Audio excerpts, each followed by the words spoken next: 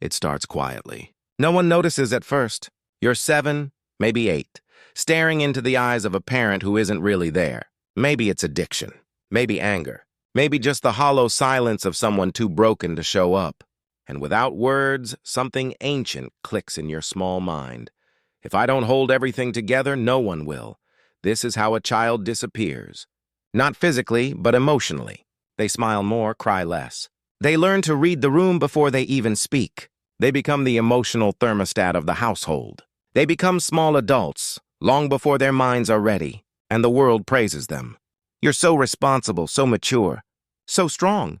But no one asks, at what cost? This is invisible grief, the grief of a child who had to grow up too fast. And these lessons don't vanish with age. They follow you into relationships, careers, even your sense of worth. If you don't understand what happened, you'll spend your adult life repeating the survival patterns that once saved you but are now slowly suffocating you. When children are forced to care for adults, psychologists call it parentification.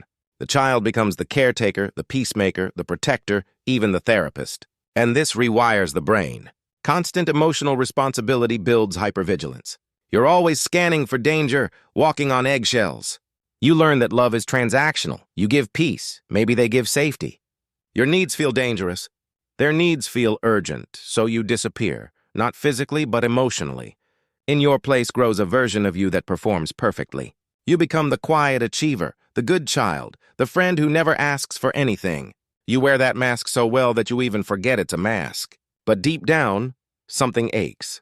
The inner child inside you didn't die. They're still there, screaming silently, "Why didn't anyone protect me?"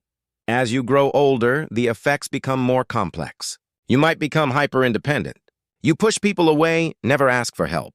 You might feel numb in happy moments because joy feels foreign, even unsafe. You might overwork because productivity is the only way you've ever felt worthy. Peace feels wrong. Love feels like a debt. Stillness feels suspicious. This is the psychology of a child forced to grow up too fast. It's not just sadness, it's complex trauma. And trauma doesn't disappear. It shapes how you see the world and yourself. You may ask, why would any child take this role willingly? Because children will do anything for attachment. They abandon themselves for belonging. It's instinct, not choice.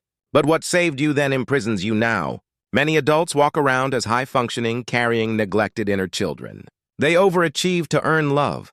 They take care of everyone, secretly hoping someone will ask, "Are you okay?" And that fantasy, someone noticing you're not as strong as you pretend, is the unmet need of the child, not the adult. So what happens when this child grows up? They become adults who never feel safe, even in calm spaces. Lovers who can't trust softness. Givers who can't receive. Adults who apologize for crying, flinch at compliments, and confuse exhaustion with success. The first step to healing isn't fixing. It's witnessing, validating the truth. You didn't deserve that. You were just a child. Until you see what happened, you keep gaslighting yourself. It wasn't that bad. I turned out fine. But fine is a mask. Deep down, you know it. Healing means acknowledging the child you buried, listening to them, saying, "I see you, I hear you, I'm not leaving." That's the repair. Brutal, yes. It asks you to feel the grief you never had time to feel, to mourn birthdays where no one came, to cry for the innocence you lost while protecting those who should have protected you. This grief is not weakness. It's proof of healing, because what was frozen is finally falling. The survival patterns don't vanish. You might overfunction in friendships, always fixing, always explaining. Boundaries may feel like betrayal. Independence praised, but inside, fear of being a burden lingers. These aren't personality traits, they're learned survival strategies. And they can be unlearned. But first, you must honor your wounds.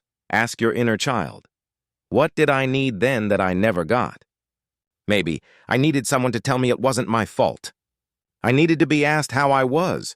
I needed to rest, to play, to laugh without fear. Slowly, you give these things to yourself, not to fix the past, but to stop reliving it. To stop seeking parents in your partners. To stop mistaking anxiety for intuition. To stop running from the child you were and the self you're becoming. Carl Jung said, "There is no coming to consciousness without pain." Shadow work asks you to face it all. The neglected, ashamed, scared, angry. Healing isn't becoming someone new, it's remembering who you were before the world told you who to be. If you grew up too fast, know this. Your maturity wasn't the problem. The problem was having no choice. Now you do. You can choose softness, rest. Stop managing everyone else's emotions and start honoring your own. It won't happen overnight. There will be days you feel like that child again. Good. That's the point. Let that child come home, cry, play, be seen. You're not broken. You're becoming whole. You never had a childhood, but you still have a future. And this time you get to write it.